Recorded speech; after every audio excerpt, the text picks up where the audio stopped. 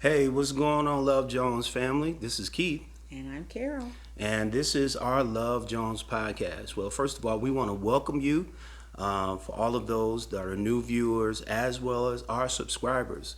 So, before we go into our podcast on today, we want you to follow us on Facebook as well as subscribe to our YouTube page. So, let's go straight into our part two of Who Wears the Pants. Okay.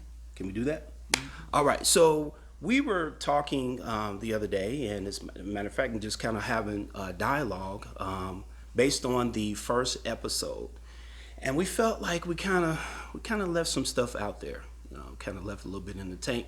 So my wife and I wanted to kind of do a part two of Who Wears the Pants, and so let's just jump right into it. Okay. Okay. Well, one of the things that from I wanted, well, from my perspective, and what I want to kind of bring to the table to the podcast, and my wife can chime in whenever she's ready to chime in. I really think and feel, based on personal situations and personal relationships and friends and husbands and fathers that I know, it is there is a major imbalance when it comes to the leadership of the home. I believe that a lot of men are kind of lacking, they're slacking, they're really taking a step back and putting, and almost, I want to say, I don't know if I'm going to use this right word or not, but um, giving the wife no other option and no other choice but to step into that role. You kind of agree with that, and so I think where we, and I know our last episode we were, very candid. We were very lively with our conversation. There was kind of times we were kind of laughing about a few comments and jokes and stuff like that, which was great. But I think this time we really got to focus on, because part of the Love Jones podcast is not only talking about love and talking about the enjoyment of relationships and marriage, and the roles that we play as husbands and wives, but our caption is the real talk about relationship. And I think that sometimes we have to bring a real perspective and a real aspect of what men need to do in the home and the leadership that need to take place. Yeah. And I believe that we have a lot of men that have become complacent.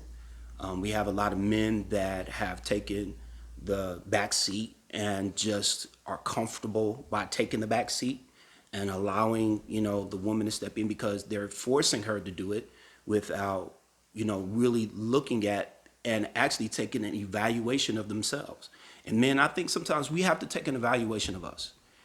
This is not on the wife. This is not on anybody else. I think at times we have to take an evaluation and say, what is it that I'm not doing? And if I know, based on my evaluation, what I'm not doing, then I got to step up. I have to have a conversation with my wife and say, babe, listen, you know what? I've messed up. There's some things I haven't done, things that I have pretty much, kind of put it back on your plate, and I need to take it off your plate. And I really need to look at that. And then here's the other aspect of it too. I believe that there's a lot of young men in the younger generation as well as the older generation too. I could say that, but not more prevalent in the younger generation than the older. That we have a lot of young men that don't know how to Yeah, lead. that's it. I think that that's really, if I really look at it, we have a lot of young men that want the leadership role but don't know how to get there or don't know what to do or how to do. So it's easier that you have a strong wife or a strong woman or a girlfriend or what have you that's in your relationship, that's that you're in a relationship with, that's easier for her just to let her take the man, take the reins of the situation and take over, versus to say, no, let me handle it, or no, let me do it, or let me learn from it. Because in the aspect of our marriage, there was a lot of things I knew to do, I knew how to do, but then there was a lot of things I didn't know how to do. And I had to learn from those mistakes. And I think, babe, you had to allow me to make those mistakes. Yep. I mean, and then, but not only that, but learn from the mistake. Yeah. But then here's the other aspect of it too: not go back to the mistake. And Troy, I mean, be honest. I mean, babe, be honest. There's a lot of times I went back to mistake, but then a lot of times I didn't. You know what I'm saying? Yeah. And so I think when we're having these kind of dialogues and conversations, I think that it's imperative. It's very important that we as men look at us. We look at ourselves and say, you know what, am I subpar? You know, am I par? You know, am I above? You know, I mean, where am I at in the scale of things? You know, and I think that if we look at ourselves and say, you know what, I'm not 100%. You know, I'm not there. I'm not where I should be. But if nothing else, make the effort to strive to be that. I think that's where we need to be, you know, as men. We're not going to be perfect. And I tell my wife all the time, I say this to her constantly. I am not perfect. I am not a perfect man. But if nothing else, I strive and make efforts to be a husband, to be a father, to be a leader. And then with that being said, I think that it's got to be a point that we just got to be real with ourselves. We got to be men. We got to be real with ourselves. We got to be real and be honest and not hide behind our pride, hide behind our status as a man because we don't want to be vulnerable, you know, and own it. I think that's the biggest thing. Is just own it and say, you know what, babe, I messed up. You know, give me another opportunity. You know, but not only another opportunity, let me learn from it, and then ask your wife.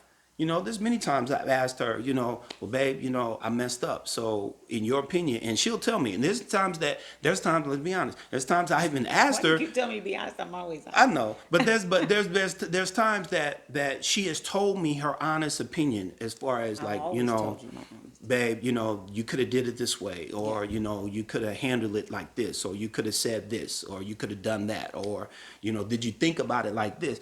And sometimes we as men, we get on our high horse of being prideful and say, no, I didn't think about it like that, or whatever. She don't know what she's talking about, but you don't understand that our the person that is in our life, such as our wife, is our rib. She's a part of us. That means she's a side of us. That means that she is looking at it from the same perspective. Now, she may have a different view, but she's going to have the same thought and the same ideal of the situation. So a lot of times we can't disconnect from our rib. We have to acknowledge that our rib is to help us breathe. It's there to help us understand. It's there to help us to get us in a different perspective of being a husband, a father, being a leader of the home. So I think I've talked enough, but I don't know. I think it was good. No, I mean you. Well, you're talking about the men taking responsibility, or at least taking a look and just kind of going inward to see what is it that's wrong.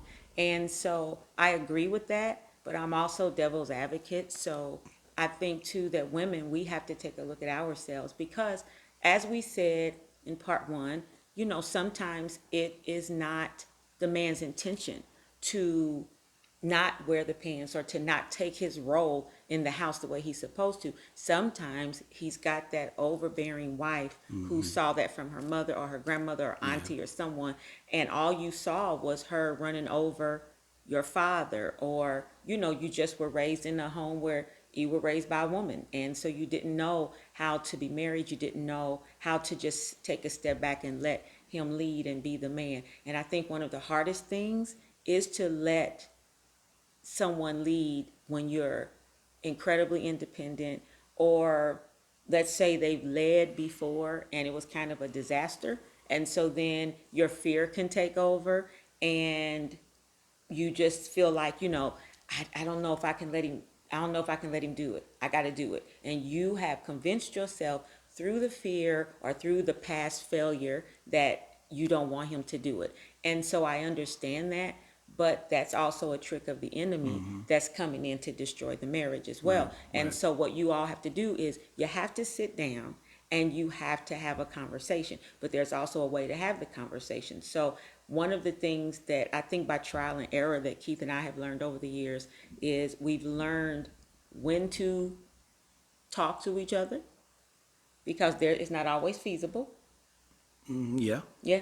yeah, we done that. I mean, Not always yeah, that's feasible, true. you know, Yeah, because yeah. if something is riding right there in the moment and he's upset, then I don't want to talk to him in that moment because he's not going to be receptive, and vice versa. If he knows that I'm brewing or something, he's not going to talk to me in that moment because he knows that's not going to be a good thing, because I may not be receptive. And so there's a time that we should talk, but there's also a way that we should talk. So it's like, for an example, we have to learn, as he said, men, you have to learn how to receive it, but women, we have to learn how to receive it. So if our man comes to us and says, yo, I'm trying my best here, but you keep overruling me, you keep overriding me, you keep doing opposite of what I'm saying. So like if your husband tells the children one thing and then you go back and tell them something else, that's always going to cause a problem. I have literally seen and heard mothers say, you don't worry about what dad said, I got this, or I said you can do it. And so that is the woman taking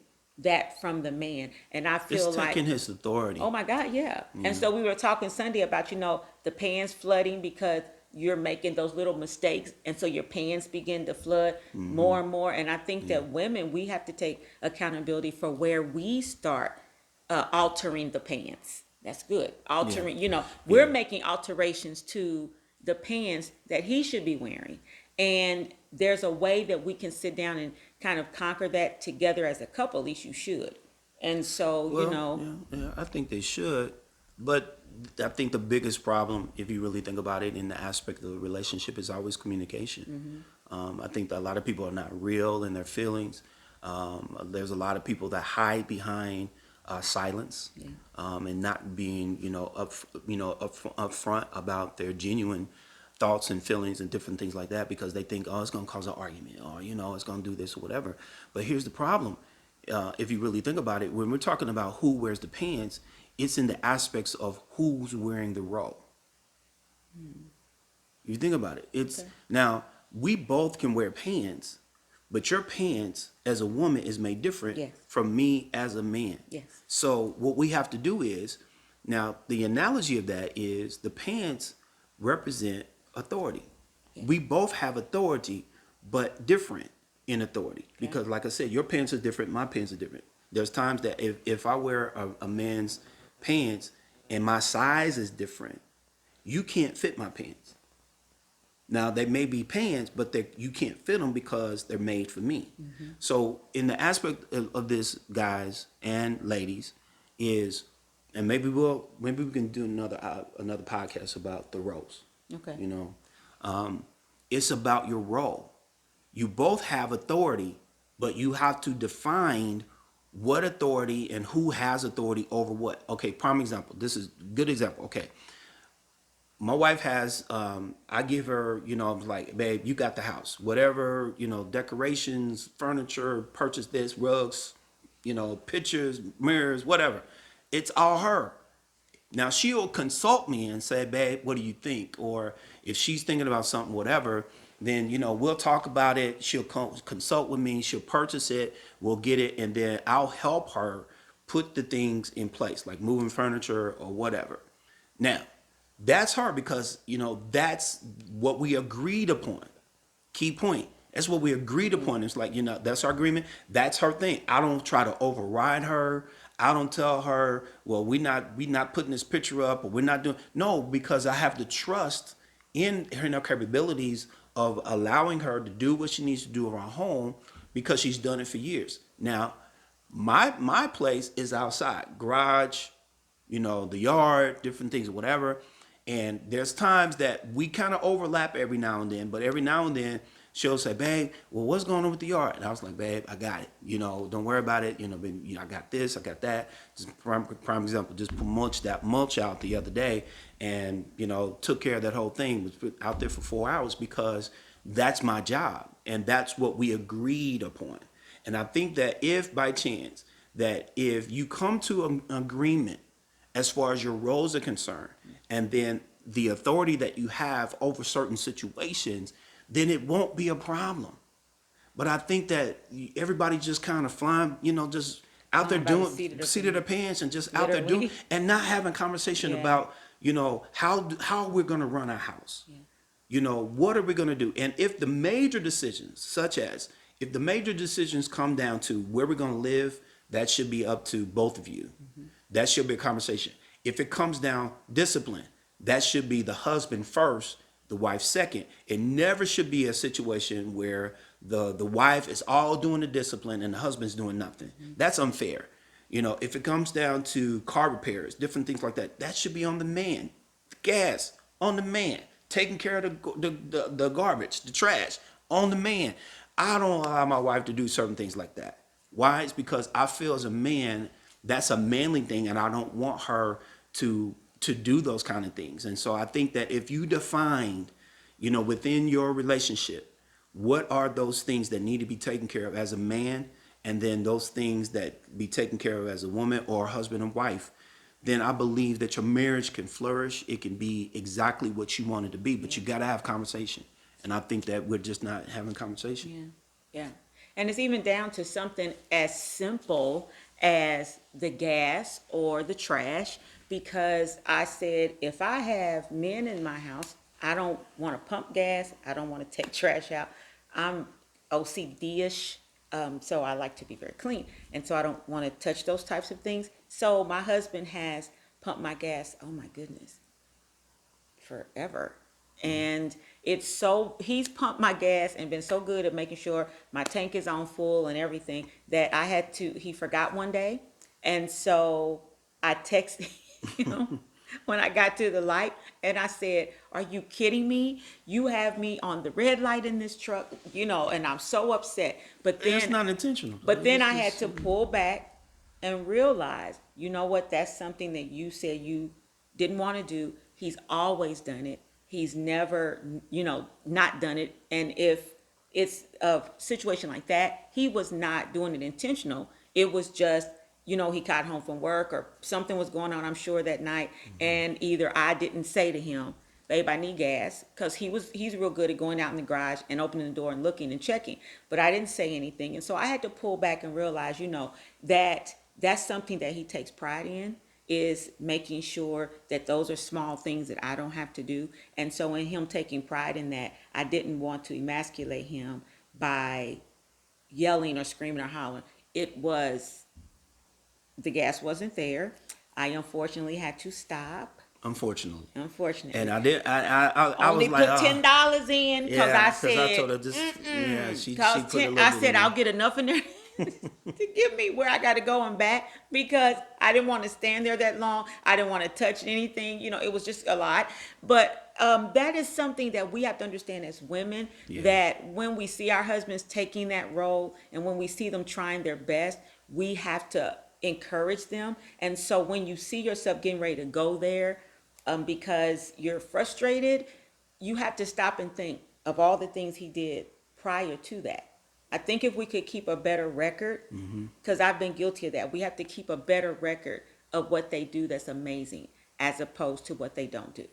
And that's a huge thing. And because a man will walk away from, some men will walk away from that. Yeah. Right? Yeah, They won't no, want no. to. They They won't won't want that wanna- role in the house No. if they feel like every time they do Everything, it, yeah.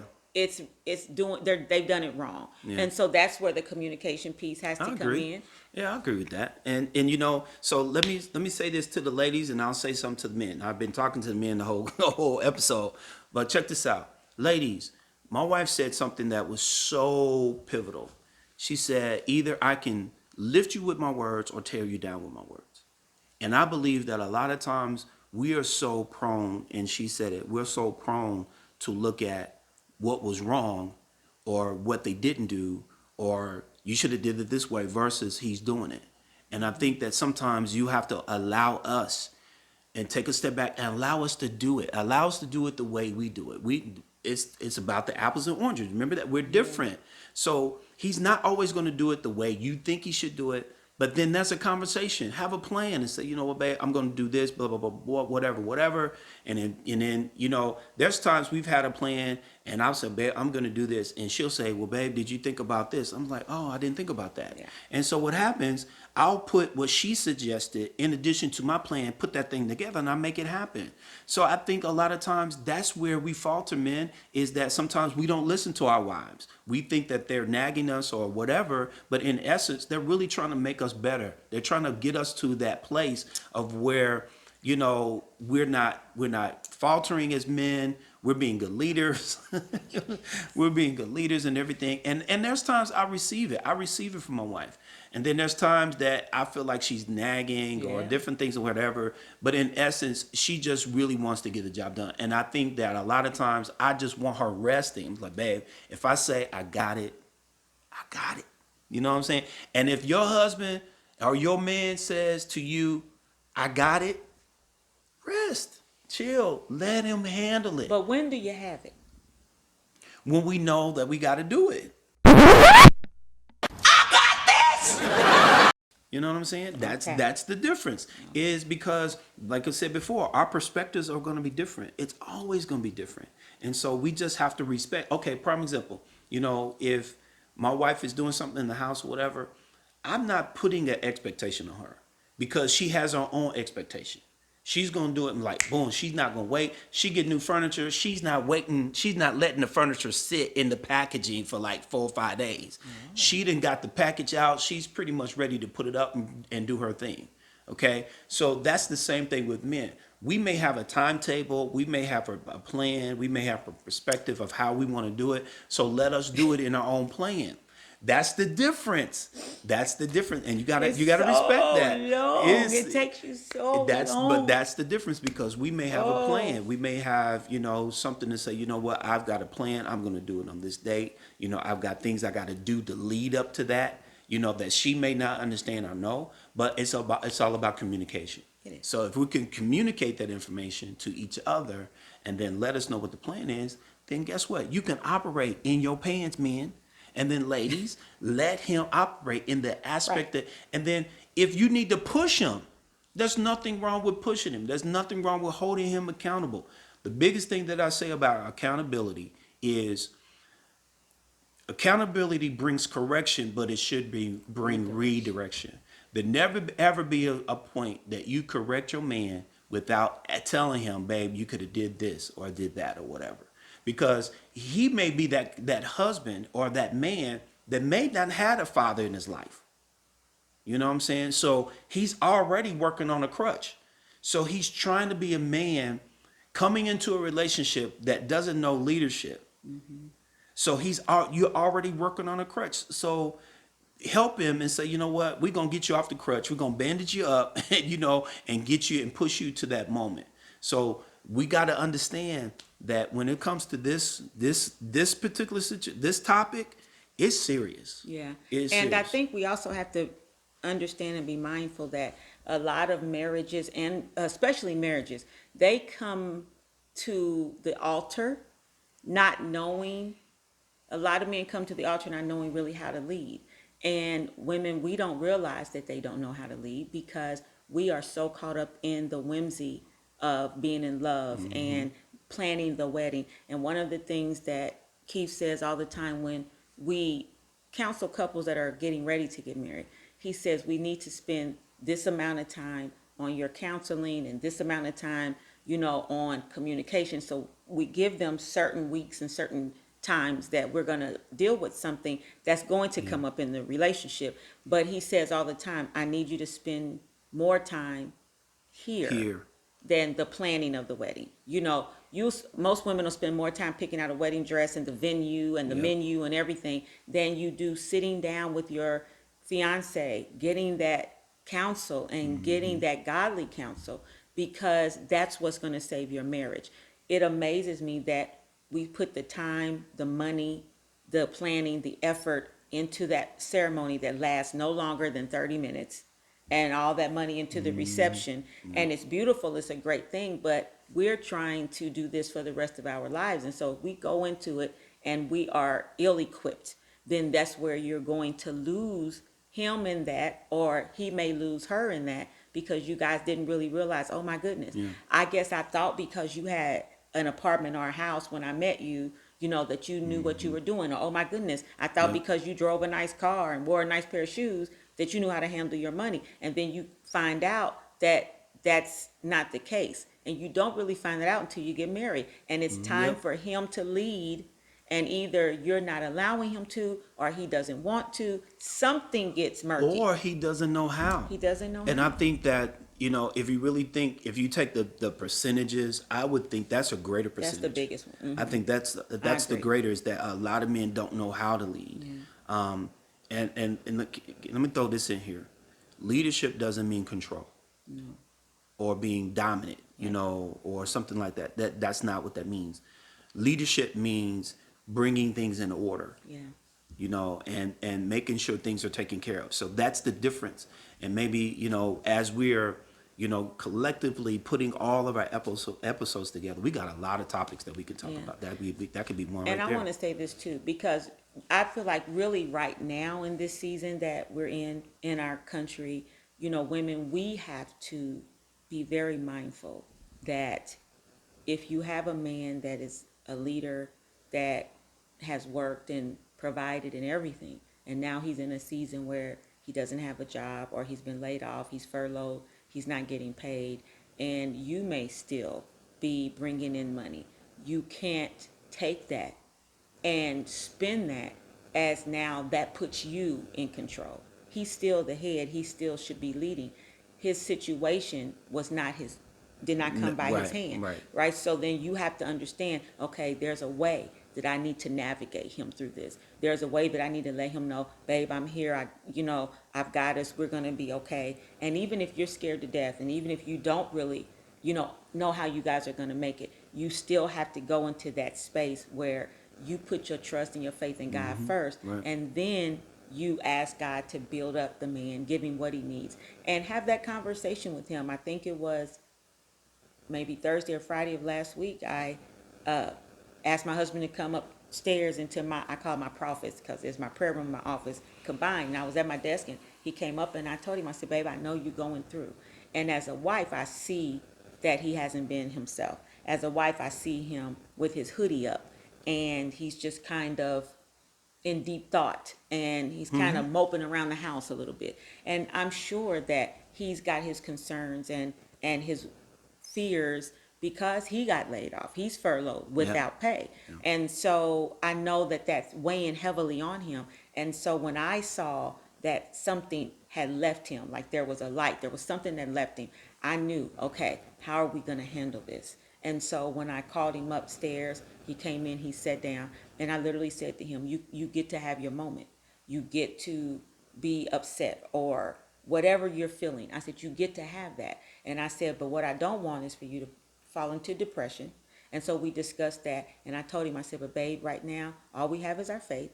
And so we're going to trust and believe God that all is well.